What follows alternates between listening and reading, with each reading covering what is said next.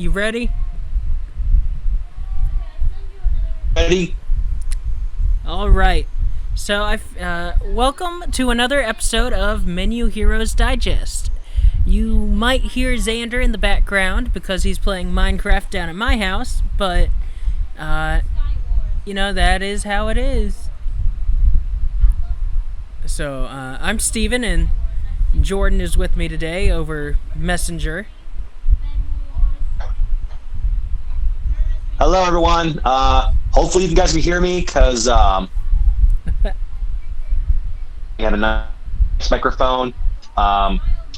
Today we are in two different locations, and I have not got my microphone yet. But I will tomorrow. I get paid tonight, so I should be getting a new microphone soon. All right. Incidentally, I get paid tonight too. I look forward to it. All right. So today we've got a lot of Nintendo stuff to talk about. That's just the nature of us. We're Nintendo biased. But we've also got some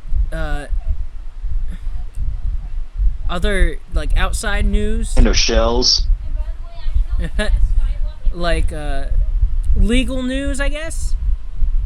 So we're gonna start off by talking about how on June 30th. One thing. Oh, I'm sorry.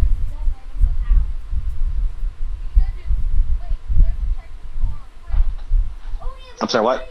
Oh, I thought you said something. Yeah, it's fine. All right. So, on June 30th, the Netflix app for the Wii U and the 3DS were removed.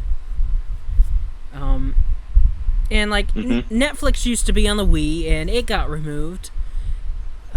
But this now means that there are no Nintendo consoles with Netflix on them. And there's no plans to do anything for Switch or anything? Nope, not as far as we know. The only streaming apps on the Switch, there's more than just YouTube and Hulu. I think there might be an anime one or two, but for the most part, there's very few streaming apps on the Switch, which is odd. Hulu. I mean,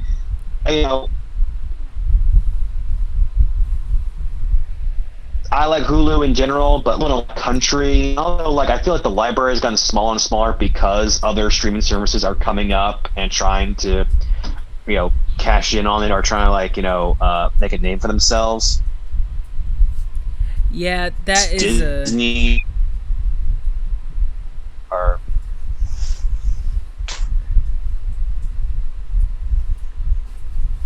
There's Disney Plus, which was inevitable given how many properties they own. But then there's more ridiculous ones, like Peacock TV, which I guess I shouldn't say ridiculous, it just... Some of these streaming services... I'm not a fan of the name. Yeah. Some of these streaming services just don't have enough content to warrant existing. They have less content than we do. Xander says they have less and at content least for than we HBO do. Max. Yeah. Oh, yeah. Got him. Anyway, you were saying... At least for HBO Max, there is there's a library on HBO Max of a bunch of stuff, old Warner Brothers movies, Cartoon Network, Adult Swim, even a little bit of Crunchyroll stuff, or maybe it's Funimation.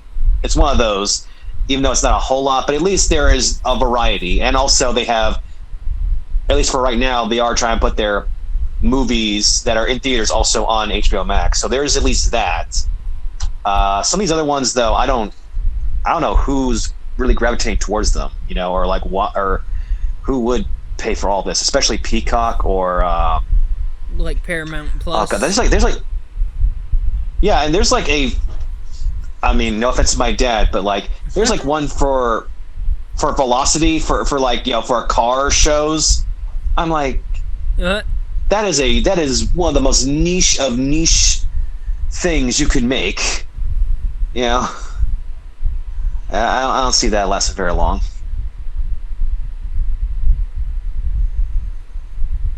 Yeah, a lot of people think that the streaming bubble is gonna just pop. Oh, no doubt. Which is just a shame because like for a while, streaming services were like our way of getting out of the whole cable ridiculous like bundles and everything we had to deal with cable. Mm-hmm. But it's like now we would just substitute that for all these various streaming services from different companies, and when it comes, and it's like some movies you don't even know where they're going because like the Harry Potter movies, they're in every other different thing besides HBO, or like HBO Max will only get it sometimes, and sometimes like even Disney, sometimes some of their movies will go up to other streaming services. Yeah, like the Spider-Man movies. From that time. Yeah. Oh yeah. Mm-hmm. But yeah, it's crazy because piracy was such a rampant problem before streaming services happened, and streaming services were supposed to be the answer to that. And for a little bit they were, because they were cheaper. And now that everyone and their mother is making a streaming service, that's not the case anymore, and piracy is coming back stronger than it was before.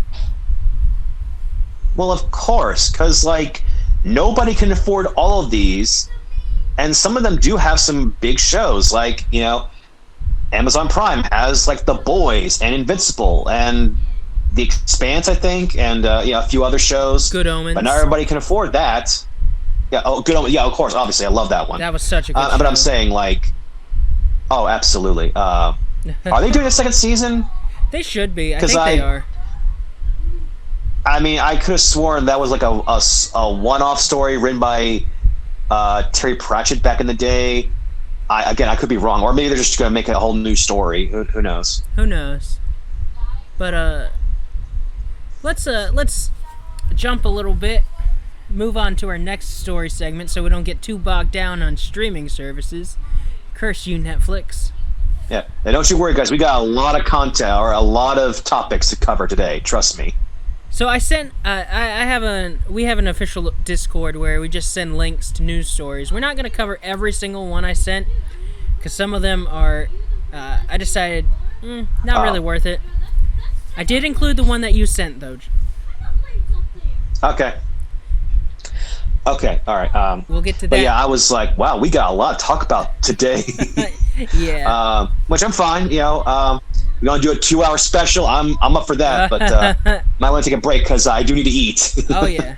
I gotta help my mom clean, so as I'm sure most people who are listening to this, all three of you, have heard, the Nintendo Switch OLED model was announced.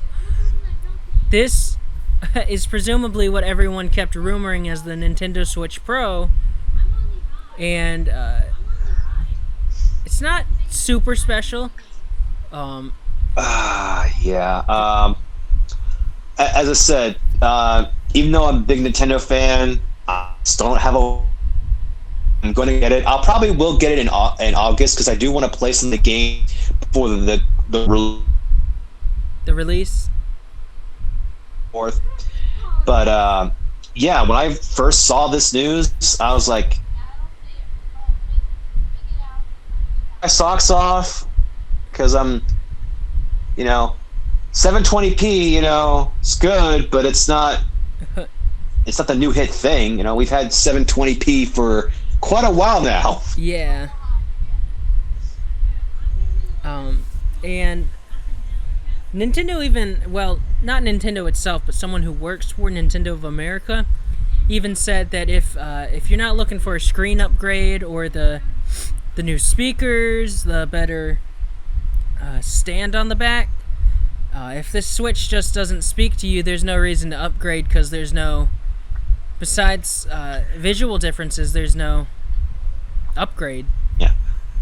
There ain't no Netflix, there ain't no anything to really watch on it, and the games, while the games are good, you don't need high-def graphics or high-def, visuals to like really enjoy them. So it's like, what exactly is this for? That said, the OLED screen will make it look better, because that's just the nature of the screen. And there's a big chance that they're going to start phasing out the original variant in favor of this one, just so that they're not competing with themselves. I will say I really like the dock and the white finish on the Switch. It looks nice. It looks neat. It's cool that the dock has a built-in Ethernet cable, or Ethernet port. Yeah. But it's definitely not the one people kept rumoring. Yeah, this is why you shouldn't be hung up on rumors, or like you might want to listen to a rumor and think that could be true, or maybe not. But sometimes you shouldn't gravitate your entire day, week, time, or whatever just solely on a rumor, because a lot of times they're not true. A lot of times they're not as what you were expecting. Yeah, they've been rumoring this for like at least 2 years, and like I knew that if they were gonna release a model concurrent with the Switch we have now, they weren't gonna make a big upgrade, because if they do that, then they end up alienating a lot of customers. If they're gonna do a big upgrade, it's gonna be a new console, a new ecosystem. It's not gonna be the same as the Switch. Yeah, it might as well be a whole new, as you were saying, it might as well be a whole new console, because again, Switch does not offer that much in-depth graphics, and a lot of the games they're getting on there don't require that much horsepower. So if they were, it's like, if you're going to do all that effort to make something on the level of PS5 or Xbox Series X, Super Saiyan God, whatever the new one is called, it's like, you might as well just make a whole new console. Yeah. I mean, could you imagine if Metroid Dread, if they announced the Switch Pro and the Metroid Dread was a Pro exclusive? I mean, I might go broke getting it, but I get it. But then again, obviously not everyone's down for that. As a matter of fact, it would probably take like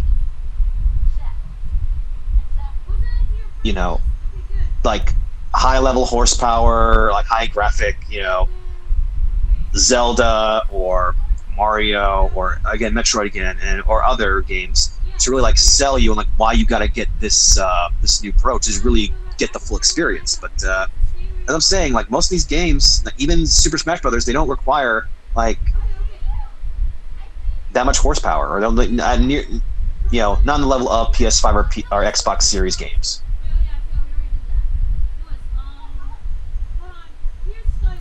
Alright, so speaking of going broke, let's jump over to the new Animal Crossing Monopoly game that's been revealed. It is... Now, is this one for real, or... Okay. I was about to say, like, I could have sworn it first seemed like a thing made by Reddit, or made by someone on Reddit demonstrating this, but that's what I first thought, but... I would say like the little like little pieces do look very good. It looked very professional. Oh yeah, like, it's real. I would love it. I was hoping it. Yeah, I was like, I'm glad it's real. It looks great. Yeah, it's gonna be $25, and I'm definitely gonna pick it up. And it apparently has different gameplay than regular Monopoly. Oh, really? Yeah. You, instead of buying properties and paying rent, you collect bugs, fish, fossils, and fruit. You buy decorations. Okay. And you earn Nook Miles. And it's got customized rules, which is really neat. They did that with the Mario Gamer Monopoly, which I have. Yeah. And it's really fun. Oh yeah. Okay. You know what? I will willing to like give you half the money if we can do like a like either a live stream or a video about it. Like I'm being serious. Like I'd love for us to play some board games on the channel and for us to like show us all having a good time. Yeah. The you, me, Kim, maybe Gavin. Don't forget Xander. Of course not. Okay. Of course. Yeah, Xander's come along. Yeah. Of course, this Monopoly is 4 players only because there's only 4 character tokens. But yeah, board games. Yeah, we'll do a rock paper scissors thing, just as you can see. Board games are something that I've been wanting to do for a while. It's harder to record them. But yeah, speaking of board games, another thing I want to do are card battles. Especially Pokemon, which leads us into our next story, which is Gary King Pokemon has. He's this guy who hold on, Xander, you gotta calm down, buddy. Anyway, this guy has a ton of expensive Pokemon cards. The most expensive collection in the world. Mm-hmm. And he has a Charizard base set card. Yep. It goes for it's one of the most expensive cards. And this one, in particular, is in mint condition. It's in a sleeve. Yep. And it is signed by... I'm going to butcher this name. Mitsuhiro Arita. Who originally? I was gonna say I had the name written down, or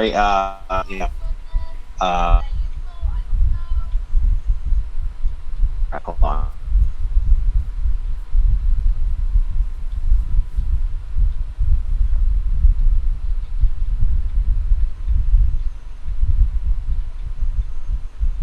Well, it was like one of the names. But anyway, it was the guy who, drew the Charizard. Sorry guys, sorry. Oh yeah. The thing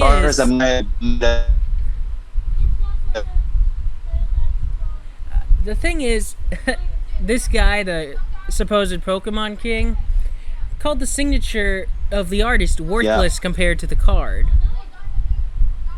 And he said that he'd never get the card signed. And, if you were getting it signed by anyone else, yeah, that'd be stupid. But this was the artist who made the card. And to call it worthless and to, mean nothing is just... It's really disrespectful, like a lot of people think.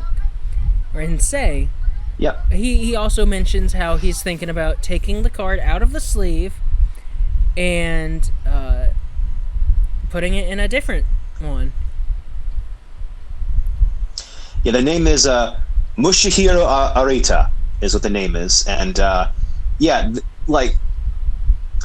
tell you something. Pokemon would not be what it is today without the art of Mushihiro Arita and also, Ken Sugimori. Yeah. Their art is so important. It has allowed the Pokemon to feel obviously they're fictional characters. Obviously, they're not real, but they felt close to real, but also in their own little world at the same time, and that's a hard thing to do. And I feel like these two artists deserve all the love and credit for making such iconic creatures. And it's no disrespect for any of the other artists who have done Pokemon or drawn Pokemon, but it's without these guys, we wouldn't once be those where we two had,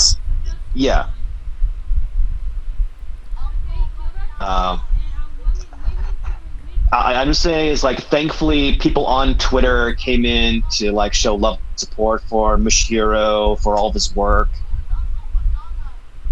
and giving him the credit for what he does. Because I do remember growing up as a kid loving. I still love comic books, but growing up as a kid, a lot of comic book artists didn't get nearly the love and respect they do now. You know, so it is good as an artist. It is happy. I'm happy to hear and see people showing love for Michio Arita and all of his hard work. Yeah, it's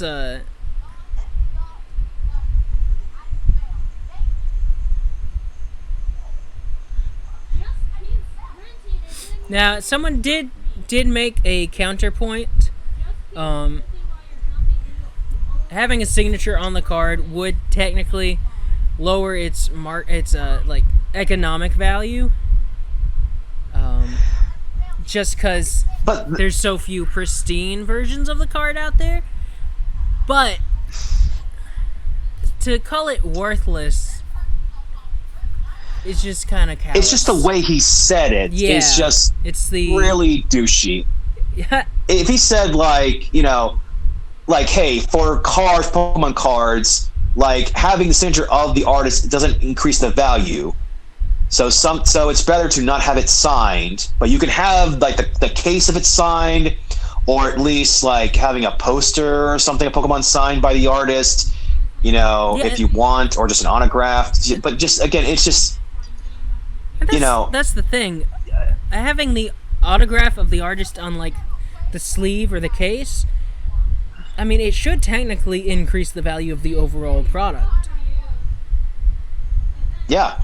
Because the card inside is still pristine, and you've got the artist's signature.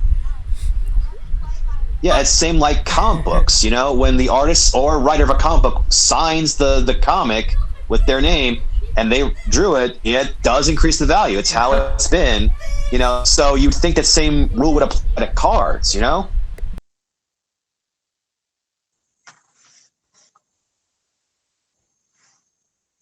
is he there? Yeah, sorry, I had to mute the mic and fuss at Xander for yelling.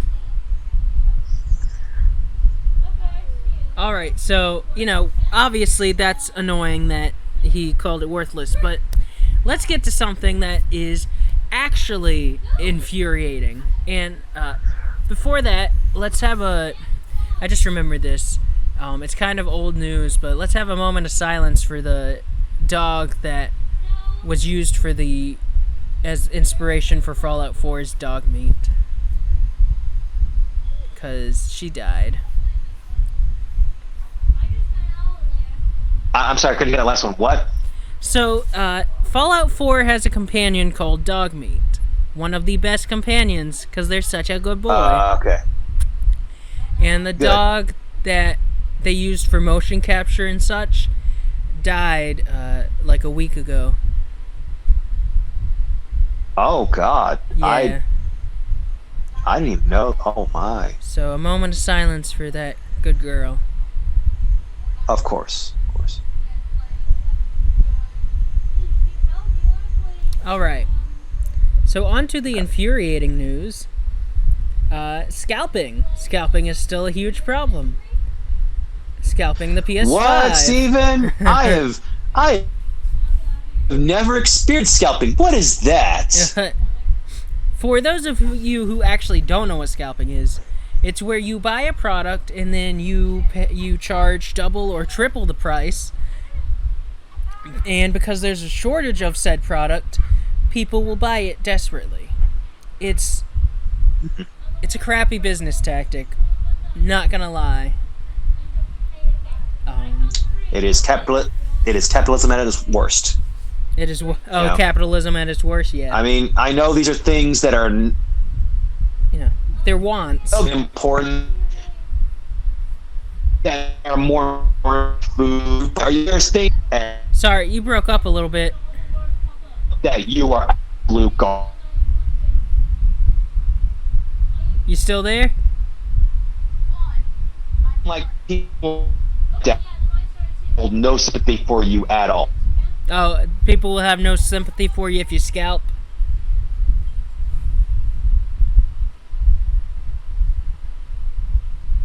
Oh, I think we might have lost him.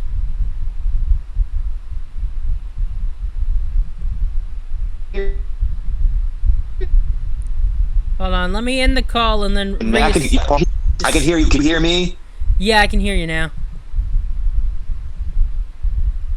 Now, what were you saying? All right, I was supposed to say, if you want to take a quick break, I was saying, like, you know, things like food and medicine are more important, and if you scalp that, I have no sympathy for you at all.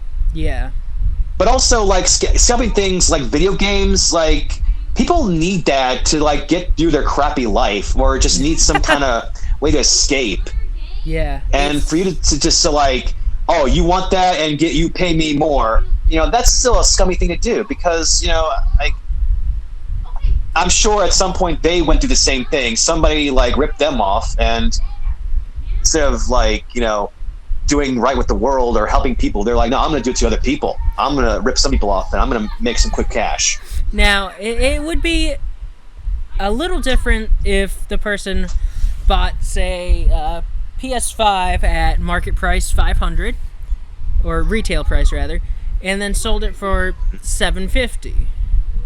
I mean, they wouldn't make a huge profit, and it would still be more than it's worth, but it's definitely better than charging, like this kid did, $1,100.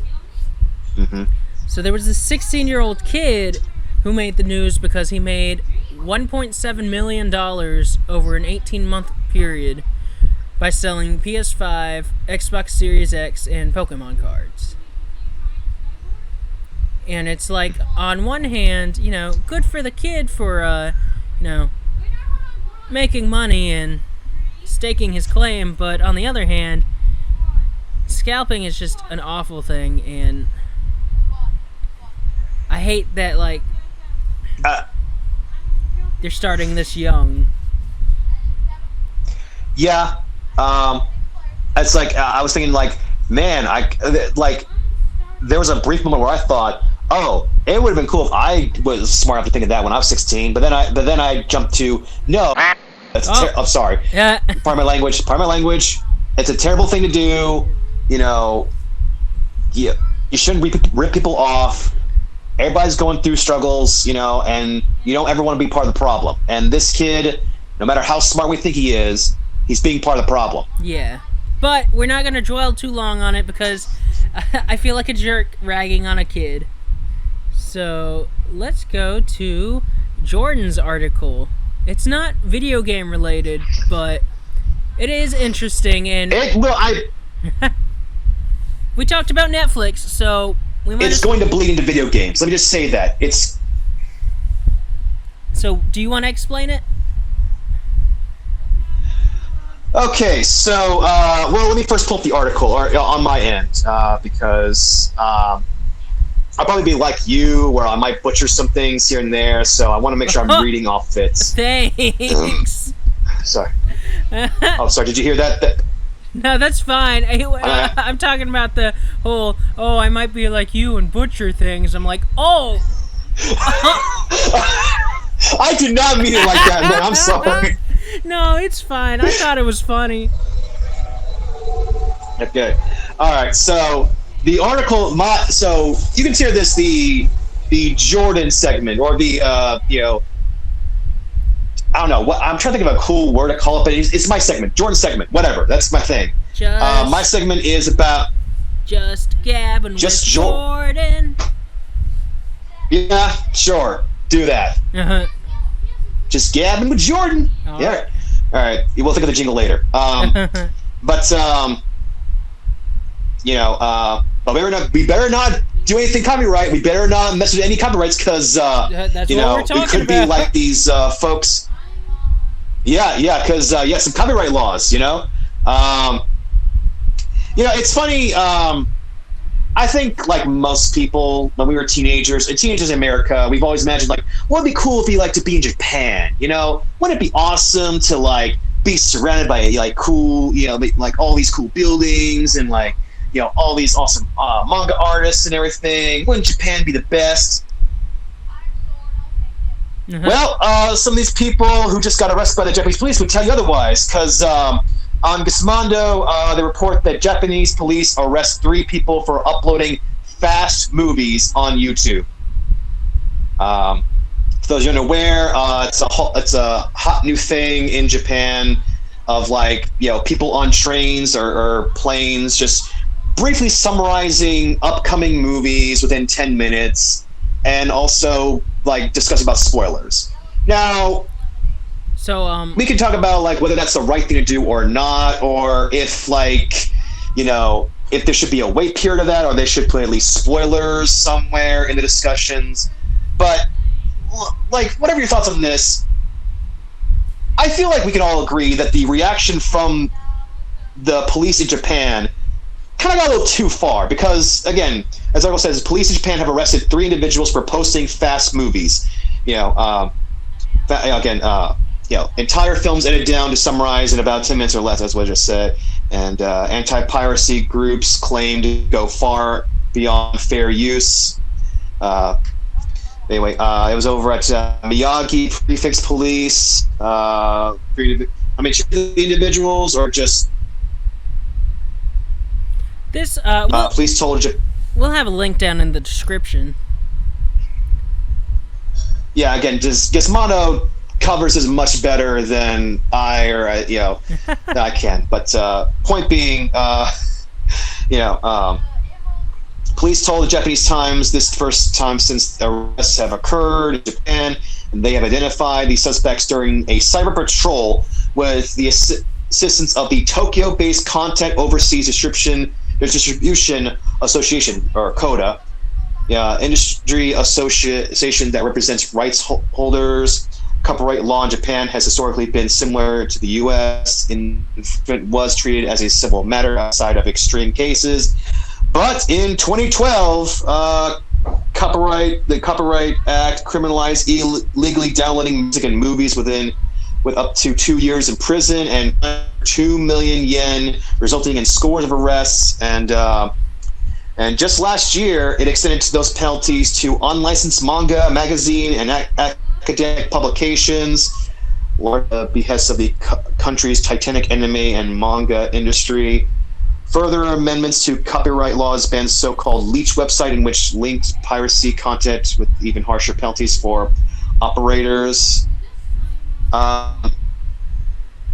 So yeah, just their copyright is very strict.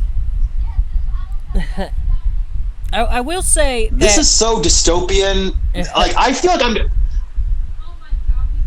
So I will say, I feel like I'm living in a.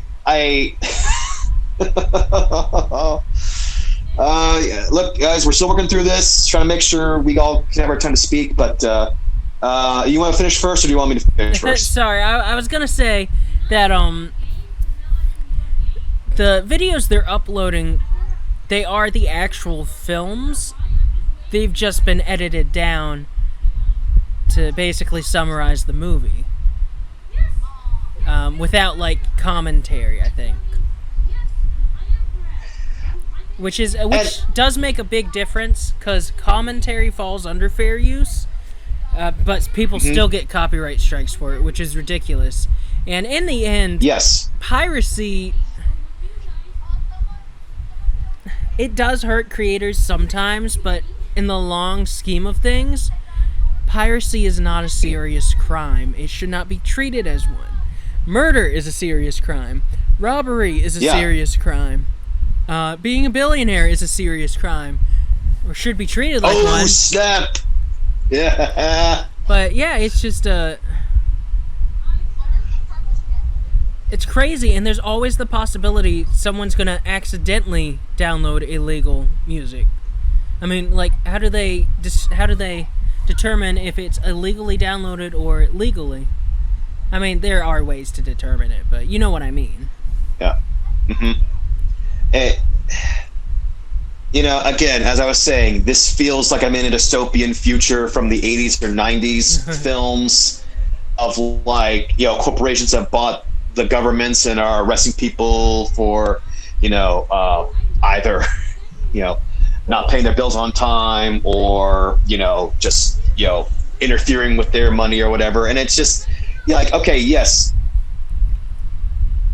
I know some people would obviously have a problem with, like, well, they're taking an entire movie and stripping it down to 10 minutes. Like, that doesn't seem fair to the content creators of the companies. Well, no, I mean, like, there is issue towards that, but also Like, it's down to 10 minutes. It's not revealing the entire movie. Yeah, and it's not. And also, I don't think this should be worth arrested for losing 2 years of your life and having to like being sued for so much money over just simply, hey, I spoiled a movie that just came out. Like, I mean, I just feel like there are so many other worse things to be arrested for, so many other things like to keep issue with. But you know, I guess I get emotional about this because I fear this could happen in other countries. Yeah, it's not as bad as it is there in Japan right now, but you know, companies are looking at this. You know, Disney and Warner Bros. Are looking at this and thinking like, oh, if only,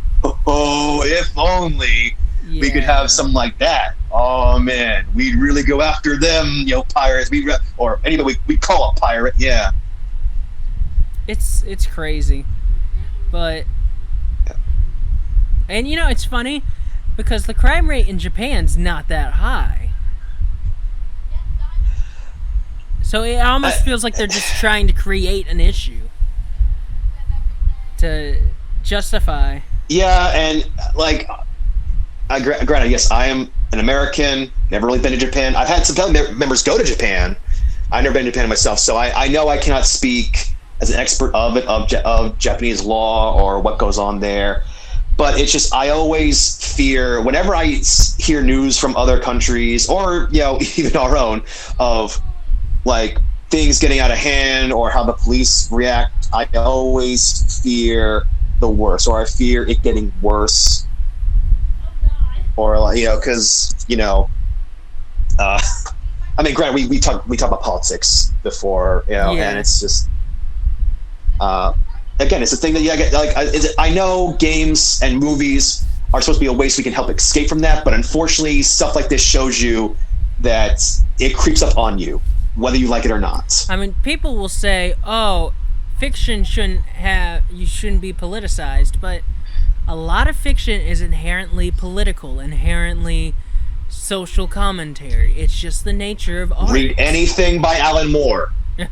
Everything he does has something to say. It's like how people think Star Trek is too, quote, woke today, but Star Trek has always been something that has looked towards the future. Yeah! I know those people exist, but it always makes me laugh because Gene Roddenberry has made it very clear he's always wanted diversity. He wanted his show to be about diversity, about the entire human race, the one, you know, everyone, like, going on this exploration and understanding each other. Like, the fact that people think it's been politicized. Like Star Trek and frickin' Power Rangers they've always been, if you want to talk about SJWs, those who have always been the social justice warriors from day one. Like, why is this now news to you? Yeah, exactly. Well, let's go ahead and jump onto our last topic. Alright. So, this is a little crazy, and this is more legal stuff. Minecraft in South Korea is now rated R. That Steve's a naughty boy. No, He's a naughty boy. And that is the line they put on this article. I know. Yeah. I try to think something more clever, but it's like that's a good line. It is a good one. So basically, when I was gonna say, when I steal something, I'll admit it. Like, yeah, I stole that. Yeah. All right, take me to jail. All right. Oh my god. See you in 2 years, Steven. So anyway, since 2011 in South Korea, there's been a thing called the Cinderella Law. Basically, anyone under 16 they're not allowed to play online video games between midnight and 6 a.m. Microsoft's solution to this was, instead of creating separate servers or implementing, as they say, any form of after-hours screening, they changed it so that in South Korea, anyone who wants to make a Microsoft account has to be at least 19 years old. So far, Minecraft wasn't affected because you used Mojang. But now you have to use your Microsoft account to log in. And so while Minecraft is, rated E for everyone, or E10, or, what the equivalent is in other countries, everywhere else, South Korea is the only place where it's rated R. And it's honestly a very dumb law, because video games have been shown to have benefits. And yes, school students shouldn't be staying up that late, but it also shouldn't be the government's, job to restrict gaming, restrict forms of expressing yourself like that. Well, yeah, it's like, why not put a parental lock on the users that are 19 and younger? Why not say, okay, once it gets to like midnight, you can't play anymore. It's on a parental lock. Wouldn't that make more sense than just saying no one past 19, no one under 19 can play this game? Like I don't understand that logic. So now the article has been updated because Microsoft responded to them and said that they're working on a longer-term solution for players that are under 19 in South Korea. They've gone ahead and they've implemented the global implementation of Microsoft logins instead of Mojang. And so they just did what they could at the moment, I guess, and they're going to be working on it a little later this year. Yeah.